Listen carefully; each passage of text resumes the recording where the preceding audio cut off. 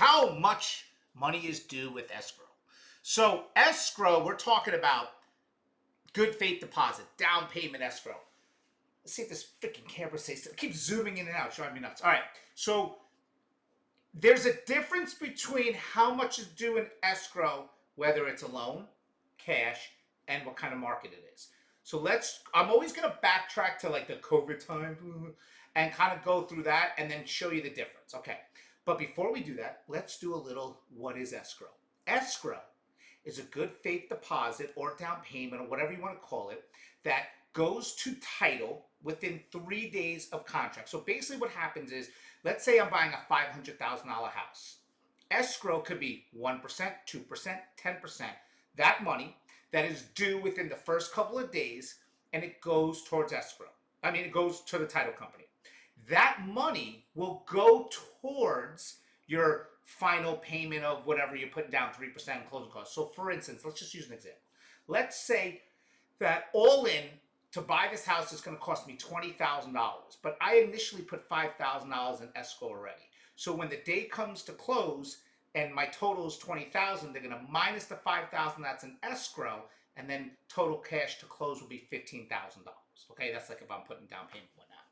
So that escrow is also a negotiation tool to how it could go to the seller or go back to the buyer, determining on contract and different contingencies. So let's talk about it a little bit more and explain how it works differently in different markets. Okay, let's say I am the seller of a house and you are going to buy my house. And we agree, let's just say at 1% escrow. So you're buying my $500,000 house and you put down the escrow, which is $5,000. Okay, what does first off escrow tell me about the buyer? Well, some people will be like, the more escrow they put down, the more serious they are, the more this, the more that. Well, yes and no, because the problem with escrow is that there's a lot of contingencies involved in it that either gets released, well, most of the time gets released back to the buyer. I'll tell you a little secret, though, at the end of this about the truth about escrow and how you actually have to sign off on it. Shh, secret at the end. Okay, so what happens is you put the $5,000 and it goes to title. Okay, now in the contract it reads that after home inspection, if you're using the as-is contract, if you feel that the home inspection is not up to your standards, or you want stuff fixed and I won't fix it, or whatever the case may be, that you can walk away, and then the contingency protects your escrow and has to be refunded to you. The contract also states that if the house doesn't appraise and we don't come to an agreement, you're protected and you get your escrow back. The contract also reads that you have a certain amount of finance days, financial contingency, which means if you can't get the loan and it says Y, X, Y, Z within that time frame, the deal dies and you get your escrow back. So what does the seller really get? There's no protection for the seller because it's all determined on the market. So let's go back to COVID and then we'll do this market. During COVID, everybody wanted to buy my house.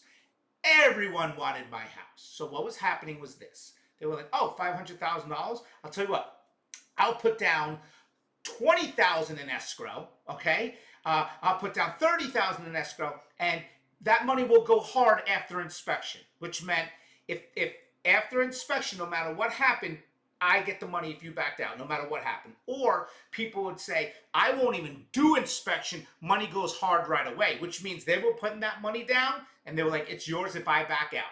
So as a seller, I was like, okay, so if you back out of this deal, I'm keeping your escrow. Awesome, right? So sellers had all the power then.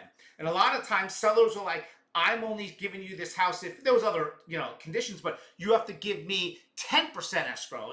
There was craziness, or half this gets released and half this. So there's a lot of power within the sellers within the escrow. So, again, you're buying my house and I have 75 offers and you put down 1% escrow. What kind of protection is that to me? So I got to sit there for 29 days and then you back out or something and I got to fight you over 1%? Now I'm going to go with the other people. Unless you come up, give me 5% non-refundable. Like, it was craziness and it was happening. Well, you fast forward. Now there's 6,000 homes on the market, right? Everybody's got a house for sale. And now you have these buyers that are like, look, yeah, I'll give you 1% down, and I want it back if this isn't, this is the, take it or leave it. Because that's the market. And sellers are like, oh my God, I got no, it's complete opposite. So the escrow is like, a good faith. I get it back as a buyer if the house, inspection goes bad, the house doesn't appraise, my finance contingency, which I'll do a separate video, but that's just basically saying that I have X amount of days to get my finances together with the loan approval. If that doesn't go through, I get my money back. And it's like, oh, great. So isn't it irrelevant how much you put down, right? There's so many idiotic things like, why put down the escrow right away then if I have to give it back to you after the inspection? Why don't you just give me the escrow after the inspection? Wouldn't that make more sense? So here's the little secret I was waiting to tell you. Escrow cannot just be released back to the buyer. The seller has to sign off on it. So if the deal doesn't go through and the buyer's like, all right, I'm going to cancel the deal, sign it, and release my escrow, the seller has to sign off on it. If the seller doesn't sign off on it, the title company cannot just give the money to the buyer. The title company is not legally allowed to do that. The title company does not work for either party. Video coming up soon. Just because seller might have chose title, or if buyer chose title, depending on what market we're in or what county we're in or whatever the case may be, because some counties do it differently.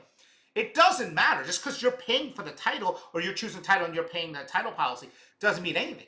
Because the title company doesn't work for anyone. And I'm just going to fast forward real quick. Imagine I did 100 deals with this title company, 100 deals. I know them really well. I've been to their party. I've been to their wedding. Oh my God, we're family. Even if they do the next deal for me and I know them and the buyers and they don't know, it doesn't matter. That title company doesn't work for me. I might know them. They work for the deal. I have no power compared to the buyer's agent, the buyer, nothing.